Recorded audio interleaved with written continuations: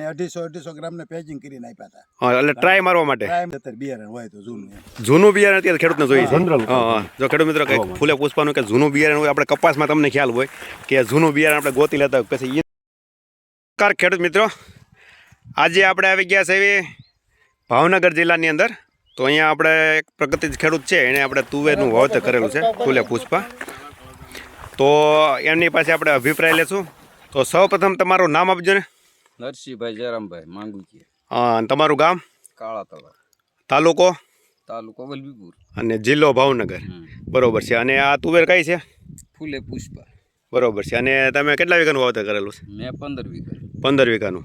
અને આ બાજુ થોડીક આપણે જે વિડીયો ઉતારી એ બાજુ છે નબળી લાગે છે. અને આ ઘઉં પછી એટલે હામેરી એમાં બહુ સારી છે. બેમાં ફરક શા માટે છે એટલો? બસ આ તો બીજું વાવેતર ભેગું હતું એટલે આમાં તમે કઈ રીતે વાવેતર કર્યું હતું? આમાં તો પેલા સોયાબીન વાવી દીધું, પછી તુવેર સોંપી. એટલે સોયાબીન વાવ્યું એ ઓળમાં તુવેર નાખી. ખેડૂત મિત્રો, સોયાબીન જે આપણે વાવવાની એ ઓળની અંદર આ તુવેર વાવેતર કરેલું હતું. તો તમે જોઈ શકો આ બાજુ થોડુંક આપણે એને પાખું દેખાય, પણ આપણે વિડીયો જ્યાંથી નબળું છે ત્યાંથી ઉતારવી છે જોવા માટે કે આપણને ખ્યાલ આવે ભાઈ સોયાબીન વાવી તો શું અસર થાય, અને ઓલામાં સોયાબીન નહોતા વાવ્યા તો એમાં શું છે. સારું જ છે. બરોબર છે. હા, અને બીજું કે તમને માહિતી ક્યાંથી મળી ફૂલે પુષ્પા તુવેર માર્કેટમાં આવે છે એમ? એટલે એ તો આ કરશનભાઈ ને એને પૂછ્યું, મેં કીધું ભાઈ આપણે તુવેર વાવીશું તો એમાં કીધું સારું તાર કે ભાઈ આ 2-3 જાતું છે. બરોબર છે. ફૂલે પુષ્પાનું એને નામ આપ્યું, મેં સીધું વાવી દીધું. બરોબર છે. હા, મનુભાઈ મોકલી દીધી. કારણ કે કોઈ પણ વસ્તુ નવી હોય તો કોઈ ખેડૂત સુધી માર્કેટમાં પૂગ્યું કે એ રીતે આપણને ખ્યાલ આવે ને એમ. તો આપણે કરશનભાઈ પણ છે આપણે, જેમનો બોટાદની અંદર આપણે એગ્રો ઓપ્શન છે, અને અહીંયા ગામમાં તમારા ગામની અંદર પણ એગ્રો છે. હા.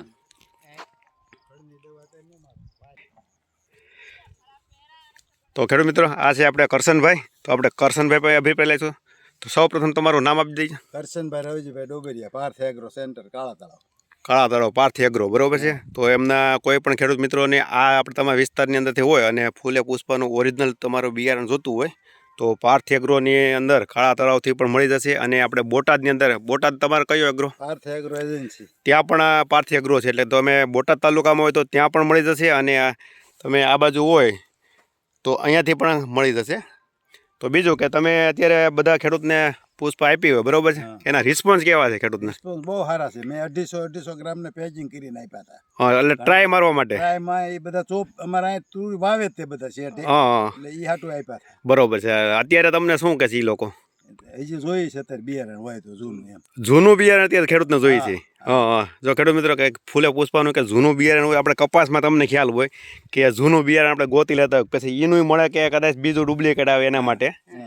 તો એવું નહીં થાય. આપણે જો ફૂલે પુષ્પા જે ખેડૂતને જોઈએ ને આ વર્ષે જે હતી ને એની કરતાં આવતા વર્ષે ગાંઠની સારી આવશે, એથી નબળી નહીં આવેલી, એ કોઈ એક ભરોસો રાખજો.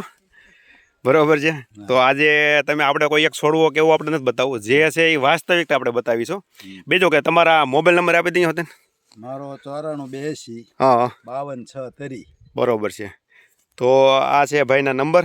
કોઈ પણ ખેડૂત મિત્રોને ઓરિજિનલ બિયારણ જોતું હોય તો અહીંયાથી મળી જશે. તમને હું બતાવું કે કઈ રીતનું ફ્લાવરિંગ છે.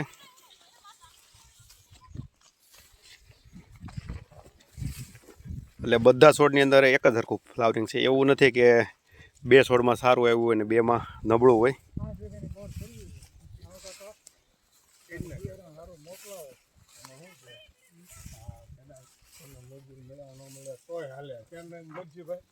તમે જોઈ શકો તો આ રીતનું બધા છોડની અંદર ફ્લાવરિંગ છે.